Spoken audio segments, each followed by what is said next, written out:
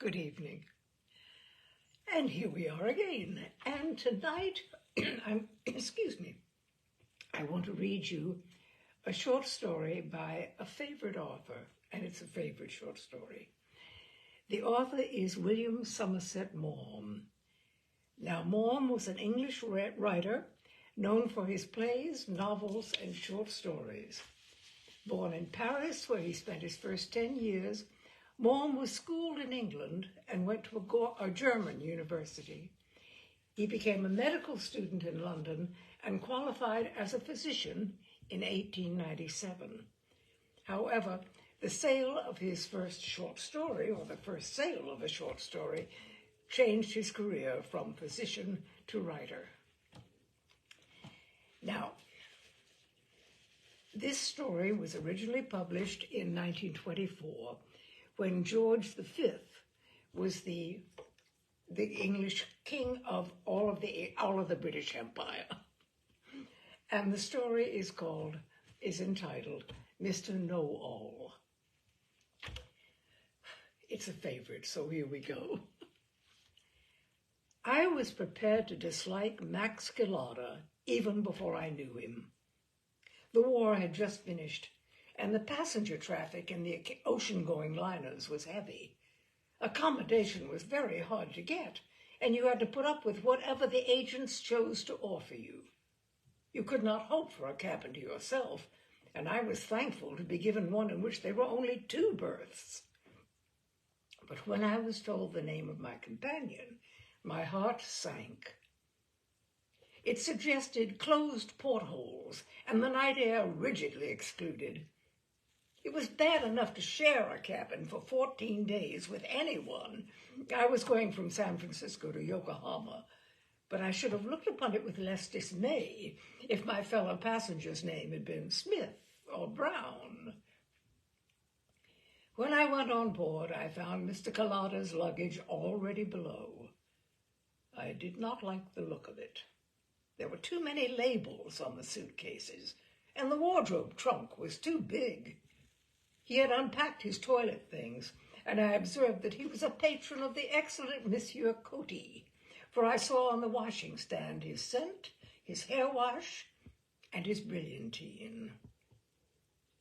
Mr. Gilada's brushes, ebony with his monogram in gold, would have done all the better for a scrub. I did not at all like Mr. Gilada. I made my way into the smoking room. I called for a pack of cards and began to play patience.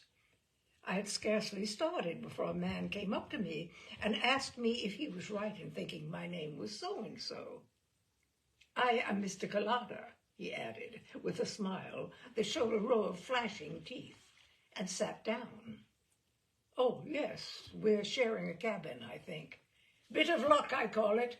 You never know who you're going to be put in with. I was jolly glad when I heard you were English.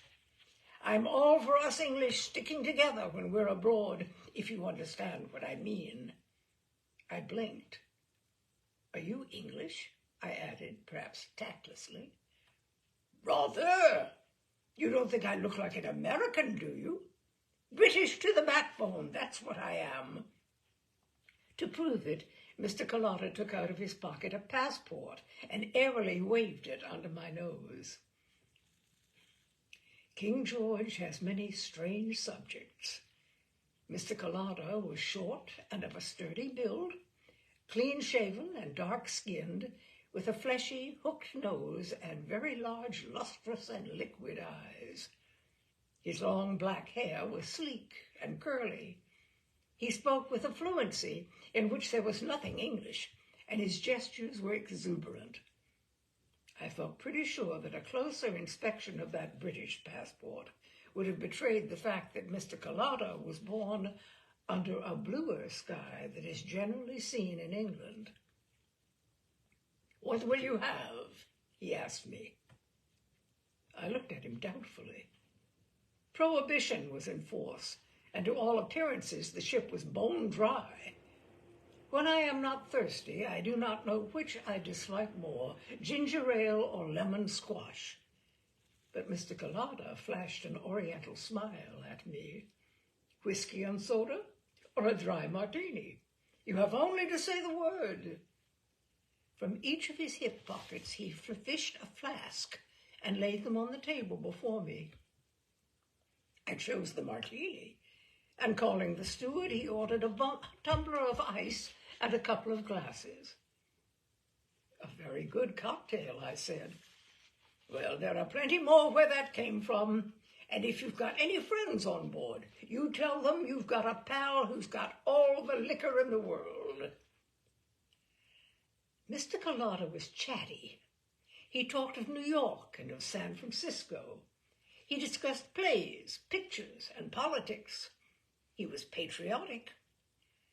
The Union Jack is an impressive piece of drapery, but when it is flourished by a gentleman from Alexandria or Beirut, I cannot but feel that it loses somewhat in dignity. Mr. Collada was familiar. I do not wish to put on airs, but I can't help feeling that it is seemly in a total stranger to put Mr. before my name when he addresses me. Mr. Collada, doubtless to set me at my ease, used no such formality. I did not like Mr. Collada. I had put aside the cards when he sat down, but now, thinking that for this first occasion our conversation had lasted long enough, I went on with my game. "The 3 on the 4, said Mr. Collada. There is nothing more exasperating when you are playing patience than to be told where to put the card you have turned up before you have had a chance to look for yourself. It's coming out! It's coming out! He cried. The 10 on the knave. With rage and hatred in my heart, I finished. Then he seized the pack. Do you like card tricks? No, I hate card tricks, I answered. Well, I'll just show you this one. He showed me 3. Then I said I would go down to the dining room and get my seat at table. Oh, that's all right, he said. I've already taken a seat for you. I felt that as we were in the same stateroom, we might just as well sit at the same table. I did not like Mr. Collada. I not only shared a cabin with him and ate 3 meals a day at the same table, but I could not walk round the deck without his joining me. It was impossible to snub him. It never occurred to him that he was not wanted. He was certain that you were as glad to see him as he was to see you.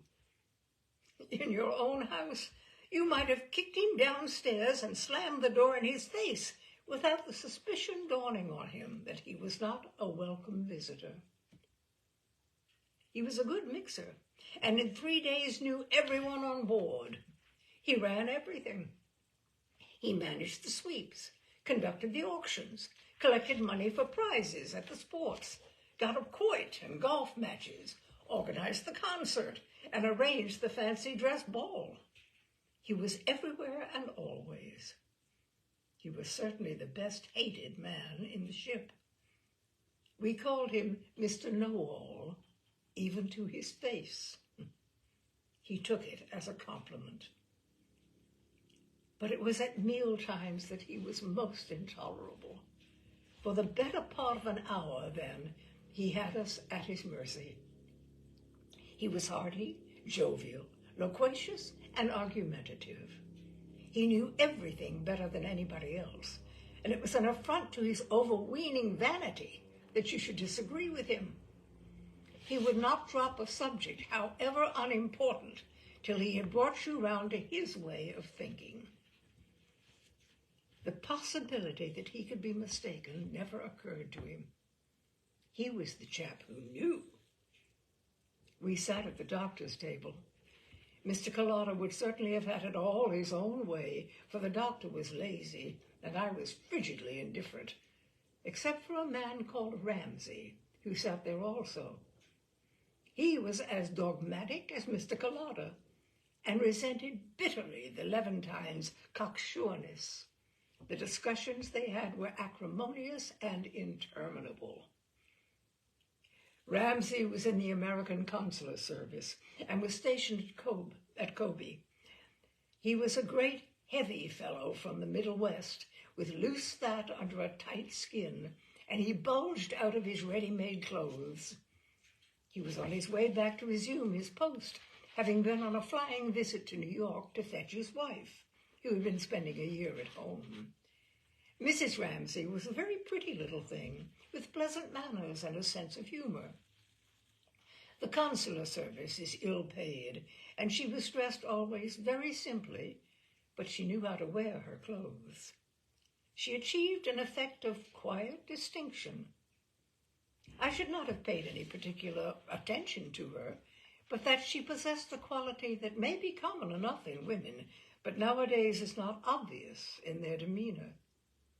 You could not look at her without being struck by her modesty. It shone in her like a flower on a coat. One evening at dinner, the conversation by chance drifted to the subject of pearls. There had been in the paper a good deal of talk about the culture pearls, which the cunning Japanese were making, and the doctor remarked that they must inevitably diminish the value of real ones. They were very good already. They would soon be perfect.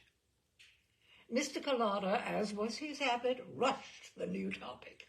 He told us all that was to be known about pearls.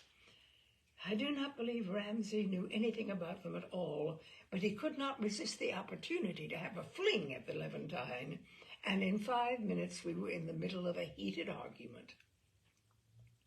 I had seen Mr. Collada vehement and voluble before, but never so voluble and vehement as now. At last something that Ramsay said stung him, for he thumped the table and shouted, "Well, I ought to know what I am talking about. I'm going to Japan just to look into this Japanese pearl business. I'm in the trade, and there's not a man in it who won't tell you that what I say about pearls goes. I know all the best pearls in the world, and what I don't know about pearls isn't worth knowing." Here was news for us, for Mr. Collada, with all his loquacity, had never told anyone what his business was. We only knew vaguely that he was going to Japan on some commercial errand. He looked round the table triumphantly. "They'll never be able to get a kosher pearl that an expert like me can't tell with half an eye." He pointed to a chain that Mrs. Ramsay wore. "You take my word for it, Mrs. Ramsay. That chain you're wearing will never be worth a cent less than it is now." Mrs. Ramsay, in her modest way, flushed a little and slipped the chain inside her dress. Ramsay leaned forward. He gave us all a look, and a smile flickered in his eyes. "That's a pretty chain of Mrs. Ramsay's, isn't it?" "I noticed it at once," answered Mr. Collada. "Gee," I said to myself, "those are pearls, all right." I didn't buy it myself, of course. I'd be interested to know how much you think it cost. "Oh, in the trade somewhere around $15,000. But if it was bought on Fifth Avenue, I shouldn't be surprised to hear that anything up to $30,000 was paid for it." Ramsay smiled grimly. "You will be surprised to hear that Mrs. Ramsay bought that string at a department store the day before we left New York for $18. Mr. Collada flushed. "Rot! It's not only real, but it's a finer string for its size as I've ever seen. Will you bet on it? I'll bet you $100 it's imitation." "Done!" "Oh, Elmer, you can't bet on a certainty," said Mrs. Ramsay. She had a little smile on her lips, and her tone was gently deprecating. "Can't I? If I get a chance at easy money like that, I should be all sorts of a fool not to take it." "But how can it be proved?" she continued. "It's only my word against Mr. Collada's." "Let me look at the chain, and if it's imitation, I'll tell you quickly enough. I can afford to lose $100, said Mr. Collada. "Take it off, dear. Let the gentleman look at it as much as he wants." Mrs. Ramsay hesitated a moment. She put her hands to the clasp. "I can't undo it," she said. "Mr. Collada will just have to take my word for it." I had a sudden suspicion that something unfortunate was about to occur, but I could think of nothing to say. Ramsay jumped up. "I'll undo it." He handed the chain to Mr. Collada. The Levantine took a magnifying glass from his pocket and closely examined it. A smile of triumph spread over his smooth and swarthy face. He handed back the chain. He was about to speak. Suddenly he caught sight of Mrs. Ramsay's face. It was so white that she looked as though she were about to faint. She was staring at him with wide and terrified eyes. They held a desperate appeal. It was so clear that I wondered why her husband did not see it. Mr. Collada stopped with his mouth open. He flushed deeply. You could almost see the effort he was making over himself. "I was mistaken," he said. "It's a very good imitation, but of course, as soon as I looked through my glass, I saw that it wasn't real. I think $18 is just about as much as the damn thing was worth." He took out his pocketbook and from it $100 note. He handed it to Ramsay without a word. "Perhaps that'll teach you not to be so cocksure another time, my young friend," said Ramsay as he took the note. I noticed that Mr. Collada's hands were trembling. The story spread over the ship as stories do, and he had to put up with a great deal of chaff that evening. It was a fine joke that Mr. Know-all had been caught out. But Mrs. Ramsay retired to her stateroom with a headache. Next morning I got up and began to shave. Mr. Collada lay on his bed smoking a cigarette. Suddenly there was a small scraping sound, and I saw a letter pushed under the door. I opened the door and looked out. There was nobody there. I picked up the letter and saw that it was addressed to Max Collada. The name was written in block letters. I handed it to him. "Who's this from?" He opened it. "Oh." He took out of the envelope not a letter, but $100 note. He looked at me, and again he reddened. He tore the envelope into little bits and gave them to me. "Do you mind just throwing them out of the porthole?" I did as he asked, and then I looked at him with a smile. "No one likes being made to look a perfect damned fool," he said. Were the pearls real? "If I had a pretty little wife, I shouldn't let her spend a year in New York while I stayed in Kobe," said he. At that moment, I did not entirely dislike Mr. Collada. He reached out for his pocketbook and carefully put in it the $100 note. And that is Mr. Know-all by William Somerset Maugham. A brief one tonight, but I think a very satisfying one. Thank you, my dears, and next week we will have the postponed, long promised, and several times postponed, Eudora Welty story, Petrified Man. All right? Thank you so much for being with me and for joining Tales and Cocktails. I hope to see you next week. Bye now.